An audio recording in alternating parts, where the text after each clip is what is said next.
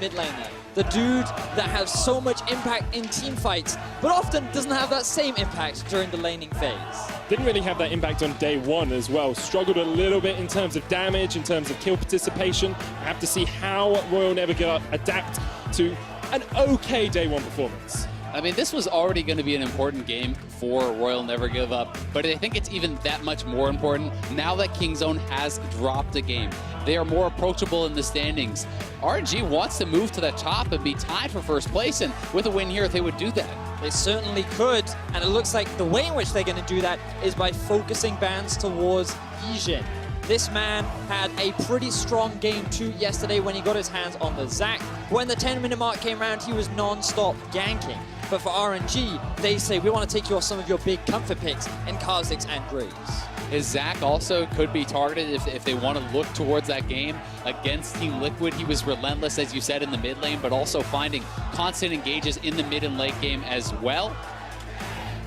We have to keep our eyes on it throughout the game.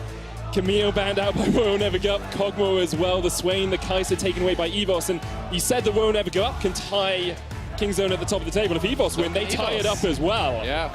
What a debut that would be for the Vietnamese region as an independent region here at MSI. Yeah, I mean, they are a major region now, and they have been showing so much growth. It's actually the second biggest player base of any region in the world. Gigabyte Marines showed that they were an international threat. Now EVOS taking them down in the finals, moving on to the international stage, trying to prove that there is so much talent coming from this region. And if they could take down LPL, that would be incredible. And one of those big talents is Warzone in the middle lane, getting one of his big comfort picks in Cassiopeia. He has a 100% win rate on the champion so far, and his damage per minute difference over his opposition has been rather significant in all of those wins.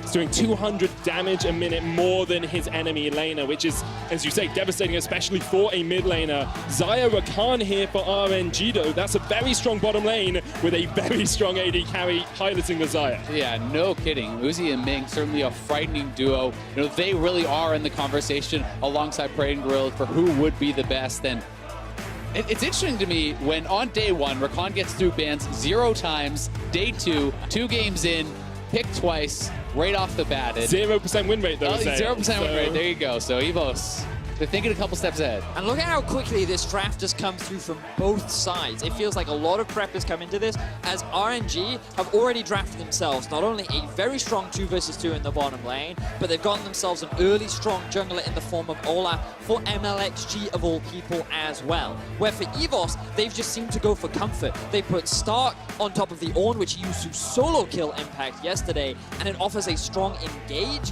along with Warzone's Cassio to give them a very stable mid lane spike. Yeah, definitely. And if you're looking at late game power, the comp here from EVOS that is kind of starting to shape up is going to be incredibly powerful. But when I look at RNG, I see, well, that is a terrifying 3 early game picks. Oh, for sure. Olaf can get in the face of Trundle early and take over a game. You can put on the gank pressure. This bottom lane duo is so incredibly powerful. And one of the things that's kind of concerning for EVOS is that is a blind pick Cassiopeia. This is not into a Rise. This is blind, so you could be going up against something, you know, like a longer range pick or an Orianna, which can really start to make Cassio struggle in that mid lane.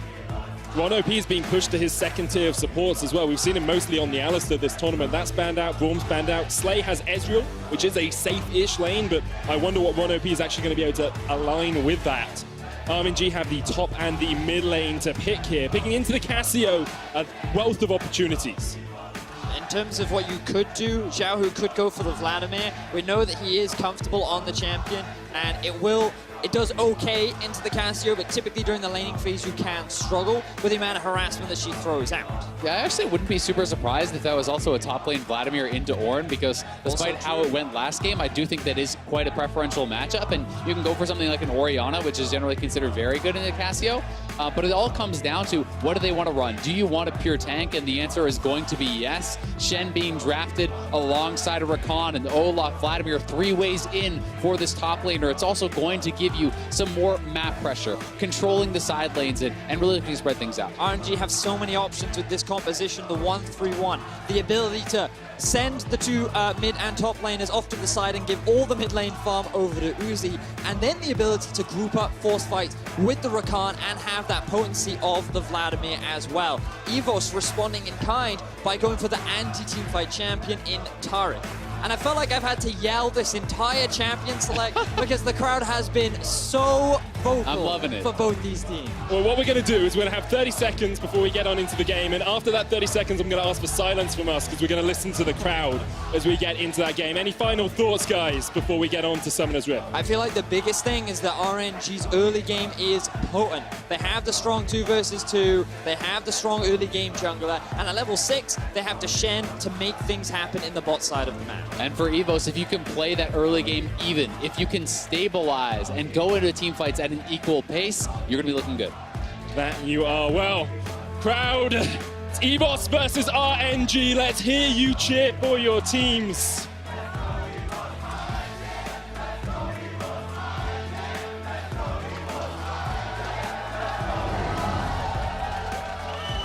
Atmosphere is electric. We're going to jump onto the Summoner's Rift in just a second. RNG yesterday, so strong when they played through Uzi, seemed to be set up to do that once again here. EVOS, on the other hand, upset Team Liquid, I think we could all agree, but have looked powerful when on their comfort picks. Definitely the case, and immediately my eye is drawn to the Ezreal. We see TP Ezreal, so bringing out the Prey special from yesterday. We'll see how Slay is going to be able to perform on it, because it can be considered a very ballsy move. You're going against Xayah Rakan. This is Uzi and Ming who can all-in you, and you're saying, nah, I don't need that combat summoner. Yes, there is the heal being brought from the Taric, but that could be an exhaust, that could be something else, and they are going to have to play this lane incredibly well to not fall behind. So we talked about it a little bit yesterday, but let's reiterate for someone who may just be joining us today. What does the TP Ezreal actually give you in that bottom lane? Well, I mean, one of the big things is that it gives you very safe back timings, especially when the priority is to get yourself an early tier,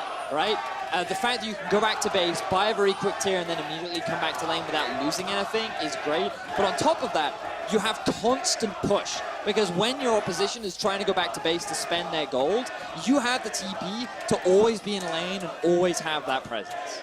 Yeah, certainly the case, and it can be very strong as far as, sustain. If you're getting slowly poked out and you base, you come back with full mana and health, that is very powerful. But what it is much weaker with is a full-on, all-in fight. And that is something that Uzi and Ming are fully capable of bringing here with the Ignite, with the Aerie. This is a very aggressive setup here from Ming. This is not, Spellbook and something a little bit more defensive or utility-based. And that alongside a Predator Olaf and a Shen with the potential of diving there, that is terrifying. And we're going to have to see if Slay and Ron OP can play this lane well enough to really make it work. And that's what excites me, because the thing about Slay and Ron OP is that I seem to recall in their game versus Team Liquid, they got a level 1 kill in the 2 versus 2 lane by landing a very early Taric stun into an all-in from Slay.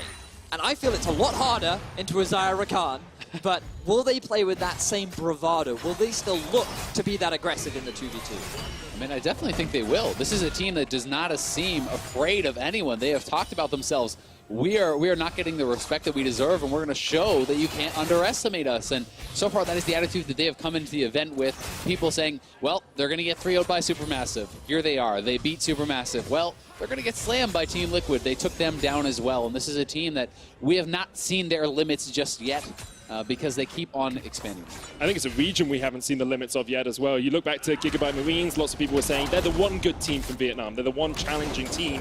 Now we have EVOS stepping up to the stage as well. Vietnam is a major region, has a spot in World's groups, and if they get top 4 here, they'd be a pool 1 seed only a year after being made a major region. And what has impressed me a lot is the fact that when the Gigabyte Marines came onto the stage, you could arguably say that they won a lot of their games through cheese or surprise unique strategies, whereas EVOS have only played standard. They have very typical meta champions. Sure, we see a couple of differences here and there, but mainly these guys are playing to what the meta dictates is good, and they're making it work.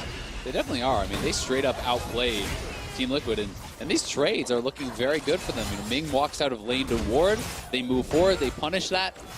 We're going to have to see. I think level 3 is really going to be the big one, though, for RNG when they hit that mark, they can look to get aggressive on this bottom side with the Zyricon. See MLXG is pathing down towards this bottom lane. Have to remember how troubled a time it was for RNG to actually get here to MSI. They went all the way through the gauntlet, beating EDG, beating WE, Snake, IG, some of the other favorites for the LPL crown. But now Uzi has earned that crown for himself. He will be looking to transfer that into an international performance. And the last time that we saw Uzi at an international tournament, he had a pretty good run, made it all the way up to the semifinals with RNG, even after qualifying not first seed in their region. And typically he does have this strong presence at international competition. And so far they started off day one pretty strong, not quite able to take down King's Own, but coming into today, we've already seen a big shift for Fnatic. And I'm curious as to who will make that shift between these two teams. Will we see the MLXG of the regular season where he goes to these unpredictable and unique gank patterns? Or will we see MLXD where we have a couple of more creative and not so effective early game effectiveness? Have to find out, because if you can't find the early game ganks, if you can't create that pressure with the Olaf, you know, when you hit 6 as a Trundle, I just straight up think Trundle is worth more. And when you're looking even in the 1v1 with Challenging Smite plus the ultimate, it becomes exceptionally hard to even win that duel. So you know, you want to have the pressure, you want to be able to create action as an Olaf and really be in the face of this Trundle before you can kind of get to that comfort level. So how do you create that pressure? What's the pathing, what's the vision control you need as MLXG here to really put the pressure onto EVOS? Well, I mean, I feel like it's a patience game, right? Because one of the big things is levels for the side of RNG. You have Shen on your squad that at level 6 you can look to make a play through bot lane. But also Uzi and Ming need to keep this wave pushed up. They want to be hitting the tower as often as possible. And ideally, they want to be chipping away at Slay and Ron OP's HP. Because if they have just a slight health advantage, that makes it very easy for MLXG to flank in through the river, come behind the tower, and then with a Shen on your back, make that dive very effective. You can see the advantage Slay has, though, because even if you chip him away, teleports back, picks up a tier, comes back, bases back, teleports back into the lane, has the tier now, and is actually miles ahead of Uzi in terms of itemization. Yeah, and when you get that super early tier, it kind of lends itself, but, oh, nice shift out, but it lends itself towards going towards this double tier build, right? You want to be getting this stacking as early as possible, but MLSG up on the top side. Going up towards the top side, not ganking bot as we expected. Let me gets a lot of damage down. Stark's going to land the knock up here as well, searing charge away, and only has to burn the ult to escape. And this kind of ties in with the creative and unique gank styles that MLXG has, because you would expect his early pressure to be sent towards the bottom side of the map, whether it be vision or trying to steal away camps, but instead he goes towards the Shen lane. He actually tries to get an advantage in this top side, and unfortunately he does not find an early kill, but it puts a bit of pressure down. And if it works out in the future, this is how RNG find these strong leads, because they know that Uzi and Ming will find advantages for themselves. Gotta say, Stark played that exceptionally well, though. Very, very calm play. And now it's Yijin up here on the top side. The pillar is available. I think Flash is at least going to be forced. Yeah, Let Me will flash out pretty early from that. Thought he could stay around for a little bit longer. MLXG was on the way up as well, but don't think he's going to be able to do too much in a 2v1. He's just going to back off. That's a smart call there. It may stay around, though. If Let Me wants to actually TP back, you can then perhaps look to kind of create some sort of pressure or at least help reset the wave. Good call, good call. That's exactly what Let Me does. Means that the wave can't be forced all the way in by EVOS. Let Me doesn't have to lose any CS to the tower. And that Shen always has the Stand United threat as well. It's also the fact that EVOS always have to be worried. Ooh, tank in the middle lane. Ragnarok used early. There's the Hemo Plague as well. Warzone with the flash out and the heal. Should be able to survive, but that's both his summoners down. Top to mid, MLXG now finding 2 ganks, where top side he couldn't find very much, but a very effective gank in the mid. Will put Warzone on the back foot, and he's already been struggling in this laning phase so far. And while Xiao, who does burn both the summoner spells, he's just going to continue to advance the lead that he's already built up for himself. I like this from Ron OP, though. Come, help your mid laner, push out this wave, allow him to perhaps get healed back up, get a reset, and get in a comfortable position. And expecting Warzone to just go straight back to base now. Back up, try and complete that first item, or even build up towards the Catalyst if he wants to go down a Rod of Ages route. Has the tier for himself at the moment. Ooh, we got to see a gank up in the top there. Remember, let me know flash, but he does have the shadow dash. Does have the taunt, can look to get over this wall. That's exactly what he'll do. The blast goes there as well, and it's just consistent pressure from both the teams. No one really finding that avenue they want for the first kill. Thing is, if you make it hard for the Shen to ulti to bot side, it limits one of the early game options that RNG do have available to them, and you can already see how difficult it is for Uzi and Ming to all in onto Slay. And he's been doing a good job of keeping up in farm. But I wanted to quickly touch on, you brought up the TP earlier, Medic. Just look now at the itemization that Slay has picked up for himself, because he went back to base, he grabbed the tier, immediately came back to lane, and then when Uzi and Ming backed, he backed at the same time and got himself the Sheen. That means that the 2v2 is much more comfortable, but if you go for the all-in like that, it doesn't really work out as nicely as you would have liked. And Ming is almost 6, right? So yes, Tarek has an ultimate, but it is fairly slow to come down. And when Ming hits 6, as he has now with the Ignite, MLXG already moving down towards this side of the map, you have Stand United as well. This is kind of the danger zone, I would say, for Slay and Ron OP. They have to be very cognizant of the fact that that all-in can come at any point and really be on with their reactions. It's about how quick they flash or jump away from the charm, from the knock-up as well. Double level 6 on Uzi and Ming. They are harassing Slay down, but Slay will have that teleport back up soon, has the Klepto as well, so we'll be getting a little bit more gold out of all of these trades. It's also really important that Stark is keeping the Shen pushed in, because that makes it so much harder for him to look for that Stand United. You're going to be losing a lot if you actually ultimate away from your lane with no TP. So, it's kind of this multi-pronged play that is helping to keep them safe on the bottom side. I'm quite surprised that Yijin spent so much time towards the top side of the map, because actually got himself a free blue with the pushing lanes that he had in bot and mid, and this means that Cassio without the blue will struggle a lot more to find that same kind of pressure over the middle lane, and with no summoner spells, he's already on the back foot, and Yijin, instead, his priorities are trying to enable that. Oh, he actually stole away the enemy blue buff, so that's why he spent so much time there. But it does still mean that Cassio doesn't get the blue, so the transitive properties of the blue buff do still play out for Warzone in that mid lane. A CS lead as well for Xiaohu there, about 20 farm ahead, 20 farm for Stark in the top lane as well. He might look for the gank bot, as you say, maybe just trying to relieve some pressure here for Slay and Ron OP, force that lane out, let Ron OP back, and start to build towards whatever item he wants to finish second. There are a lot of options for Ezreal as well, Trinity Force, Iceborne Gauntlet, double tier is something we're seeing a lot more commonly now as well. Yeah, definitely the case. I think that in a game like this, both are reasonable options. Some people do like the Iceborne more for kind of the kiting and everything, and if there's a lot of physical damage auto attackers, it can be a nice option. But I tend to think Triforce is better most of the time, simply to have a little bit more attack speed, more kind of damage output, because Ezreal can sometimes be on the lower end of that spectrum as far as dealing with tanks and punching through them, and Triforce does help you to do that a bit. RNG and EVOS have butted heads a little bit in this early game. Let me still unable to really get that play down towards the bottom side, but MLXG is looking for the play in mid. The Hemo play comes down, and Warzone, no escape from that at all. First blood to RNG. Very clean there from RNG. MLXG using his flash over the wall to punish the summonerless Warzone. They're able to dive underneath the tower. They know they have more than enough damage, and now MLXG gains so much pressure in the enemy jungle. Oh, he's got to be careful. Yijin. Subjugate, Stand United as well, but MLXG's just going to die to Yijin.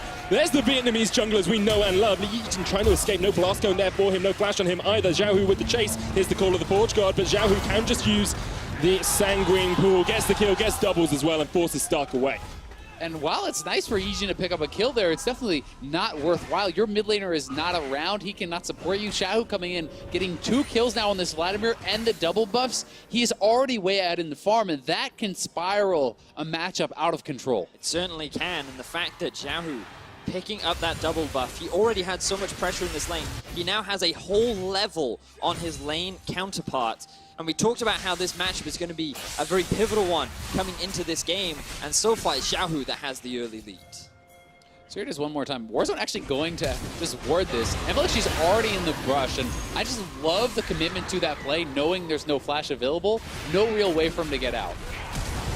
Now Yijin finding MLXG through the Shen ultimate, just able to knock him down. But the fact that Xiaohu was there, did have the wave pushed in, could respond first, and plays it very nicely to pick up a kill and a couple bucks.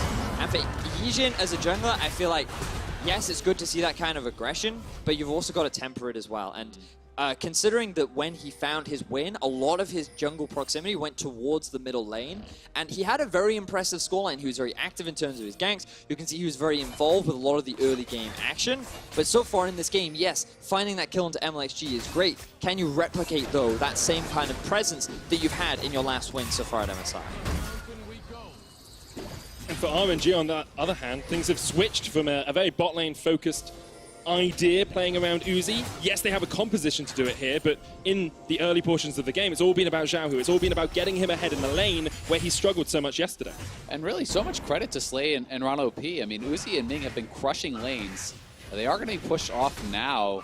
I mean, potential 5-man bot here, but Yijin in place to actually defend them, and they're doing a very good job staying relatively even. Yes, their turret is being pressured, but this is still, you know, coming on 14 minutes in the game. Their turret is up. They're holding out in that 2v2, and I don't think many people would have expected it from, you know, a lane like this going up against Uzi and Ming. Yeah, I mean, because Uzi so far has had a pretty impressive tournament. He spent a lot of his time in the enemy's half of the lane. He has built up incredible CS advantages, and they might look for an all-in. Stun's going to land, but the charm comes out as well. RNG pops the ultimate to keep himself alive. Yijin was waiting in the wings as well. Not too much burnt there by RNG, only the quickness from Ming. Subjugate to come down as well. The chase continues here from EVOS, but will eventually be stymied. I think they're just trying to push the wave out so that Slay and Ron OP can go back to base. I would say that one of the big issues that Slay and Ron are dealing with right now is how strong Xiaohu is. Enables him to very easily gain priority over the mid lane and then move towards the bot side of the map. And now Slay, oh, his back gets interrupted. The thing is, Ming used everything to get close enough to interrupt the back. And so it's just like, okay, cool. My teleport will be up. But they might actually now look to try and take the tower. Slay's ultimate, fortunately, will be coming up, and Yijin is on the bottom side of the map. So it shouldn't be the end of the world. But losing that early tower will give RNG a lot more freedom to start moving Uzi and Ming around the rest of the map. Yeah, and if Ming can be unlocked, there certainly is a lot more playmaking potential. The engage here from Rakan can be so strong. And Xiaohu looking for Slay. Straight through Yijin, who didn't even realize he was coming. Slay does get healed up by Ron OP across the wall. Xiaohu underneath the tower, start coming in with the teleport as well. As the call of the Forge God connects onto the Vlad, the dazzle, the stun. Xiaohu caught in the limelight as EVOS get a kill. Yeah, Xiaohu just tries to wander on in there, but there's so many members from EVOS on the bottom side of the map. 4 people show up, they shut that down, and now they're going to be the ones pressuring for first turret here. That is so huge for EVOS, shutting down one of the main pressure points for RNG. But now they have Shen ulti and they have a flanking MLXG. Stand United on MLXG, the double taunt as well. Ron OP has to flash Stark, does the same. The Dazzle comes out, but the quickness is too much. Ming gets the first. Stark and Yujin forced underneath their tower, and RNG now looking for that first turret. And that's really the first time the EVOS have overreached in this game. They did not have their AD carry with them. They push up, they get punished, and now very likely going to lose their turret here. But 4 members of EVOS, again, they're so good at moving around the map, at supporting this bottom lane, and really playing the map exceptionally well. The big thing here for RNG, though, is because they forced 4 people down towards the bot side, Xiaohu then gets back priority over mid lane. EVOS don't have an opportunity to go back to base and reset, so it is RNG that have control over the map and are the ones pressuring onto both the mid and bot tower, along with securing control over the Drake. Banner being there means that RNG will get the first tower of the game with it. A 2,500 gold lead 16 minutes in. It's been slow, it's been methodical, but it's been very good from RNG. I always love how you see how teams actually allocate gold when you're getting a first turret, and every time it's with RNG, Uzi's given solo gold, and I think that's the right decision because it gets you, to a power point, and splitting up the gold unless it's completing an item generally isn't worth it. Quick rotation here from EVOS. Slay will be able to teleport up towards that top lane. There's a big wave there, and looks like Xiaohu is the one who is going to answer. Oh man, that TP pretty weak. Xiaohu flanking? Oh, Slay's not in a good spot here at all. Let me flash, taunt. Xiaohu comes in from the side, says thank you very much. I will get the final auto attack down for the kill. And that Vladimir is looking mighty strong. That is a big misplay.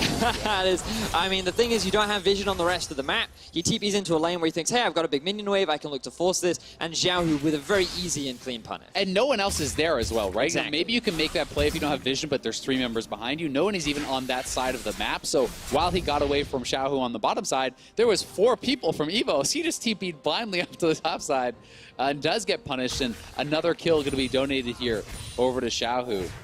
So we get a replay of Xiaohu trying to set up this dive down in the bottom lane, and Xiaohu initially looks like he's got a free kill. He can trade a 1-0. I don't think he's expecting the answer TP coming in from Stark, but also he doesn't get a Shen ulti. Maybe he thinks that he has that as security as well. And this is where we see the use of the Shen ulti, with the flank coming in onto EVOS. They do only find themselves 1 kill, but naturally off the back of this, they find the bot tower, and they drag Warzone down to allow them to get pressure over mid.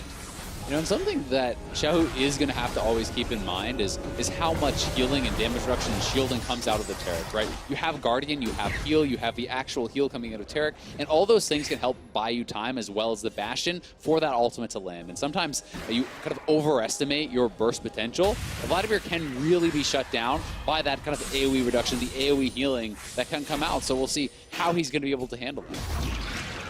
Now we're starting to see the 1-3-1 here from RNG. Shen actually sitting in the mid lane. Zhao, who went down towards bottom, whereas Uzi and Ming have rotated up towards the top lane to answer Slay and Ron OP. Definitely opens up the map for them. Have to remember they have those globals. They can react quickly to anything that EVOS might start and try to do. It's also kind of fun to see how much scaling EVOS is actually investing into. Triple tier with an already kind of pretty heavily scaling comp. We're going to find out pretty soon if Slay is going to go for the double tier build, because he already has his Muramana. That has been completed, so he could pick it up now if he wants. Yeah, when you said triple tier, I was like, oh damn, did Stark build a tier? And then obviously, talking about the turret, very common to see that build on the support, given how mana intensive he is. But you're right, we'll even see the quadra tier in theory, should Stark go for it. RNG haven't picked up the Rift Tower here. Wait, it wasn't stolen by any chance, which means they can't pick it up. I'm pretty sure they just took it. Unless the True Shot Barrage came in or something, but I'm pretty sure they just took it. And RNG now, that's a misplay. That is a misplay. And that's going to time out. Wow, that is a first. I've seen it happen once before. I can't remember what game, but I've definitely seen it happen once before. Not at MSI, not at this sort of level. It's just a creative diss. It's like, we took the Rift Herald, but we're so good. We didn't even need that. It's like what Rockstar did yesterday in the Fnatic game, where he just picked it up and used it straight away. I think that was something else, but sure, let's go with that. It's not quite on the level of taking Baron and then all execute as well. That's the ultimate. So RNG have opened up the map a little bit more with that bottom lane tower. EVOS still trying to answer the pressure that is coming out from Royal Never Give Up, but they are falling behind, about 3,000 gold behind now. Now, the thing with EVOS' comp is, we talked a lot in the draft, Azale, about how EVOS have this scaling, big teamfight ability, and for RNG, a lot of the emphasis will be on them finding this early lead, because you kind of have the Shen usage, you have the ability for Vladimir to gain this early pressure, and of course you have the Xayah Rakan all-in engage. So I feel like that the early to mid-game should be largely in control of RNG, and for EVOS, it's very much about mitigating that as much as possible to allow them to reach that 2-3 item spike, where they're then in a better position to fight. Yeah, I definitely agree, but even if EVOS gets there, it's still execution-based, because there is such powerful engage coming out of RNG. If you get that big Vladimir ultimate alongside Uzi coming in and Ming engaging with the Rakan ultimate, that can be incredibly powerful. And when you see Xiaohu already having his death cap done, as well as a stopwatch, he is looking to make a play right now around that. That is generally why you spend the 600 gold on that stopwatch, and it can become really, really scary when you're post 20 minutes and they have that much power. On top of that, when you have this kind of a lead, RNG, while they definitely can look to force fights as much as they want, they can also play 1-3-1. They have a Shen, they have a Vlad. Right now, no one can really rival the Vladimir, given how strong he is. And they can just split apart EVS and never really give them the opportunity to find these fights. And you can see how Let Me is building is really saying, I want to split. He went full Titanic into a banner. That is about as split pushy as you get generally in competitive play. And certainly will be able to threaten those turrets if Stark ever actually backs off. If he looks to group, they can punish that. And it's going to be a lot about playing to force Global's usage, right? If you can actually stand united and get the TP to be matched there by Stark, you go back to the side lane, now you have teleport advantage, and then you can look to make that follow-up play. But if you're playing it too slow, you never really get that advantage to pay out. And EVOS have to work out the way to not give up too much to the 1-3-1, because if RNG just continue to push in, continue to take towers, they will just continue to extend this gold. Yeah. 22 minutes in, it's gone from 3,000 a minute ago to almost 6,000 now.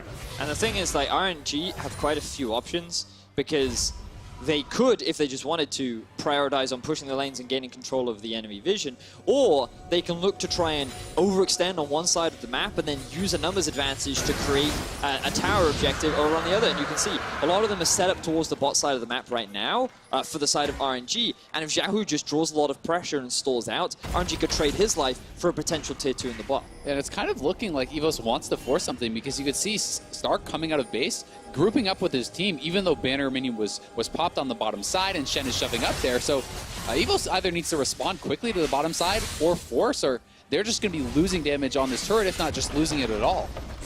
That's exactly what Stark's going to do. He comes down towards the bottom side, but Lemmy should be able to get this tower pretty easily anyway. That split push Shen doing exactly what RNG needs it to do. And look at the top lane as well. Xiaohu has pushed that out because EVS were forced to respond to the action that was happening on the bottom side. And RNG are just gaining full control. They have the entire river warded, they have entrances all lit up, and EVOS don't really have that many answers. You just can't afford to be indecisive against push teams like this. You just start to bleed out objectives. But you know, if you're going to group, you need to engage immediately. If you're not, you need to be in the side lane and working on that banner before it gets to your turret, because otherwise you start to bleed out too much, you start to give up too much, and we'll see if EVOS can show us the decisiveness needed to actually play around this style of gameplay. And now there's Zeke's has been finished for Yijin along with his jungle item. Rylai's plus the completed tier is ready for Warzone. Trinity and Manamune are all good. So if EVOS wanted to fight, now is a good time. Jump straight into Uzi, there's a Cosmic Radiance as well. The ult from Tarek stops him in the tracks, but the petrifying gaze from Warzone doesn't quite connect. Here's the call of the Forge God. Only hits onto Lemmy. Now Xiaohu has the flank. The triple hemo player, Yijin has the flash away. EVOS able to escape, but that did not look good for them. They tried to force a fight onto the 4 members of RNG, and they brought Xiaohu down while also getting Let Me to ulti. So this was like best case scenario, but RNG were in a better position to fight. They still have all the summoners available for Uzi, and now they're looking for Yijin. Jump straight onto Yijin, that's the jungler dead, and Baron in their sights as well. Slay is going to be able to catch out MLXG, but Let Me does have the dash in just a second. And Ming still has his ultimate available. He didn't actually expend that. Plus, they have global advantage now, because that was what I talked about. Stand united for teleport. You can now put your Shen in a side lane and force them to come to you, then teleport to the Baron and look to take that play. So look for RNG to either force or start to play the map again and try to get that global advantage.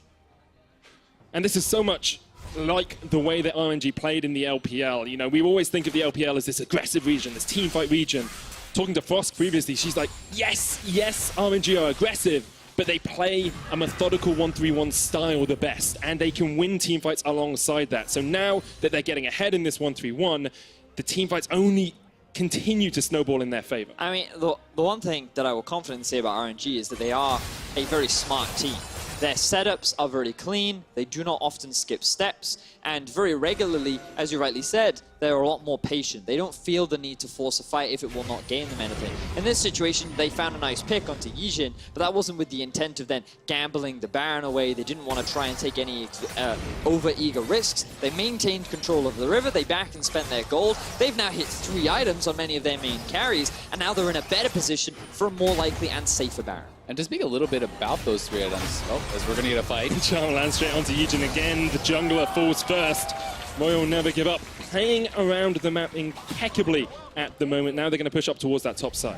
Yeah, Slay actually the one to answer because he has the teleport. So, you know, despite the fact that Lemmy got a global advantage over Stark, well, there's another teleport user to actually go down there. But if you look at Uzi's items, he has completed 3, but is not the standard Essence Reaver plus Shiv item plus IE. He actually rushed straight for a double Zeal item. And to me, this is trying to capitalize on the power trough that Slay has while going for your second tier until you have that Archangel's. Flash onto Ron. There's the knock-up as well. Can't even get the ult down in time. RNG picking off EVOS 1 by 1. You have so many options when playing around Baron, whether it be looking for a pick or trying to rush it down. RNG is saying we never actually have to start this because EVOS have no control over the Baron pit. So every time they come anywhere near, we're going to find a pick. And meanwhile, Lemmy's just going to sit off on a bot lane and split push. So RNG are putting so much pressure absolutely everywhere right now. Looking for the flank in the mid lane. That's a dead Warzone. Slay low as well. Stark in the front line, but Xiaohu jumps all the way into that back.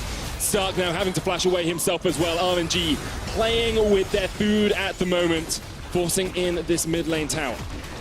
And RNG is honestly just playing the map so well, showcasing some superior macro here against EVOS. They don't need to force 5v5s. They don't need to force objectives because they're able to find the advantages in the side lanes. They're able to pull them apart and really just playing a very intelligent game. They're 10,000 gold ahead at the 27-minute mark. It's a monumental lead. Look at the difference between the AD carries, the 3,000 gold disparity. In mid lane, it's 2,000 gold as well. It's such a strong lead now for RNG. Infernal's coming up next, and the Baron's up as well. And it's simply a matter of EVOS just constantly walking into their own jungle, and Xiao having some very creative flanks. He finds Warzone trying to push out the middle lane. Again, they have full control of the enemy jungle, and that ulti from Warzone doesn't collide with anyone as Xiao masterfully utilizes the strengths of Vladimir. Yeah, hits the pool on the ultimate and also doesn't actually stop you traveling in your Shen taunt. So despite the fact that Lemmy did get stunned by the Cassio ultimate, he still taunts him, so it doesn't actually save the guy.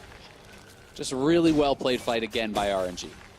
And previously, we've talked about the incredible Warzone or the awful Warzone. This seems to be one of the games where he's actually really struggled. Was camped by MLXG early game, now isn't having the impact, maybe overextending a little bit to try and find picks, to try and find fights that he can actually win. But I wouldn't say this is anything like the game he turned in against Flash Wolves, you know, where it was kind of that rough performance. It feels like he is playing pretty well, but RNG is just playing that much better. EVOS are being outclassed in this game, but by no means are they turning in a shameful performance. They are really, you know, showing that they can play a strong standard game. RNG is just on a higher level there.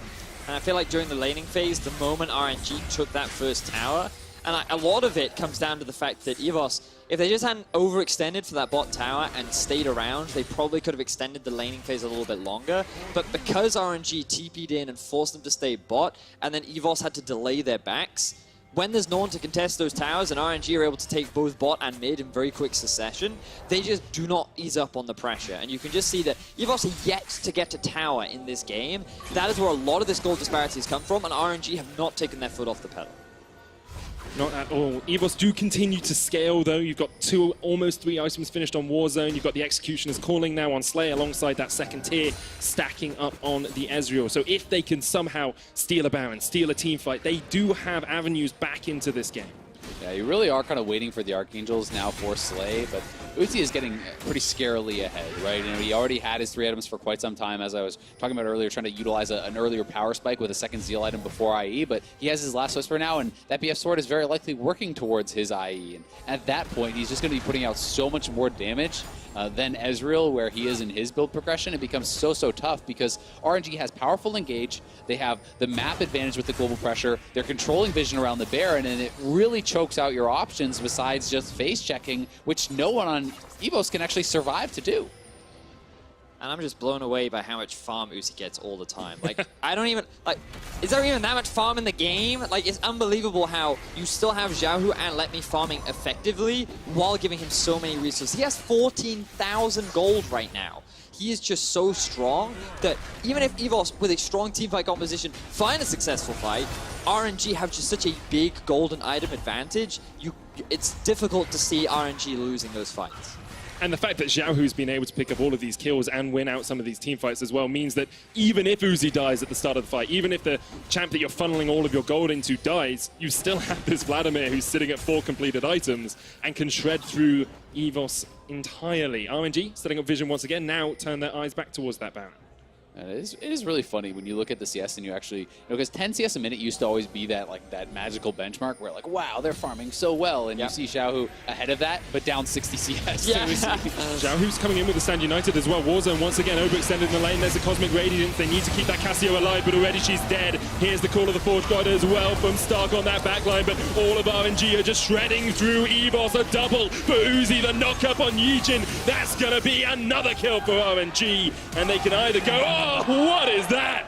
Xiaohu just destroys Slay. And RNG melt through EVOS. There is no one standing in their way. Stark TP'd on the flank and he was just ignored.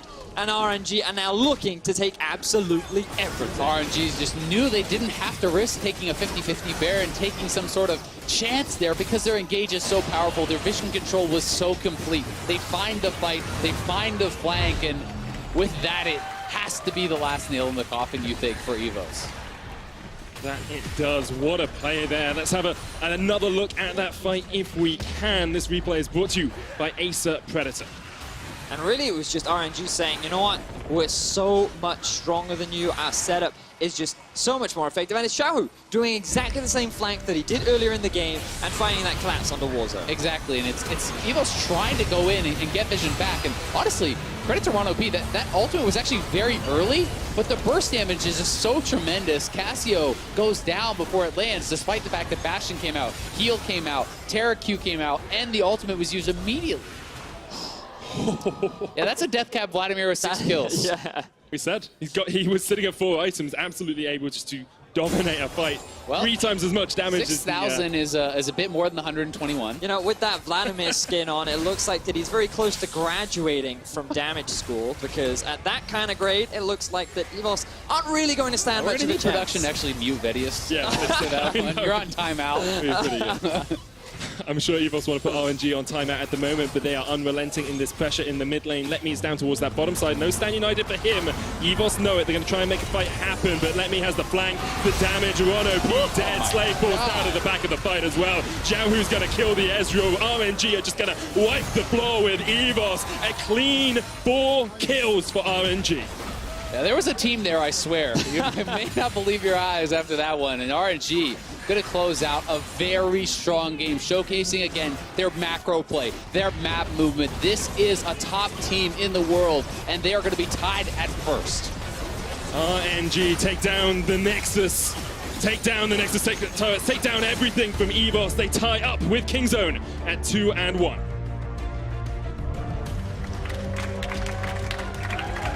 I mean, overall, it was a very clean game. The fact that Uzi had 18,000 gold, but Xiaohu was really the standout performer, not only winning his lane, but then taking that lead and moving it around the rest of the map was absolutely huge. We put a lot of focus and attention on how well will RNG play through their bot lane, and to be honest, it was Xiaohu that was using a lot of his resources to take that first tower bot and then just be so impactful in these team fights later on. Definitely the case, but from EVO's side, they turned in a strong performance still. They were playing RNG even throughout the entire early game, bringing out the TP, Ezreal, and this Taric. They were not falling too far behind Uzi and Ming. They were showing that they can compete against these top teams, but for now, they are still that level behind.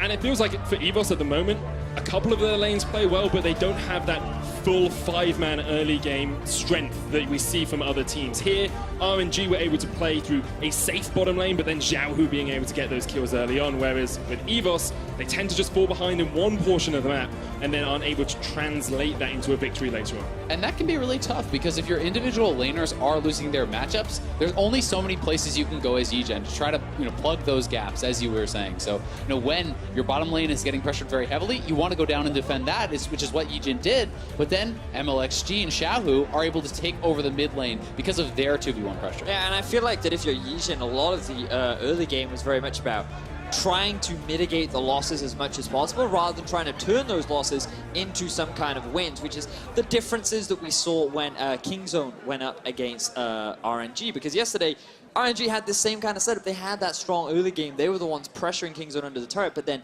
being able to find those opportunities to swing the game back in your favor, find those early advantages, is really what enables you to challenge these top teams. And unfortunately, Yigen couldn't find those. Yeah, well, when we return, Flash Wolves look to keep their winning streak going as they face off against Team Liquid.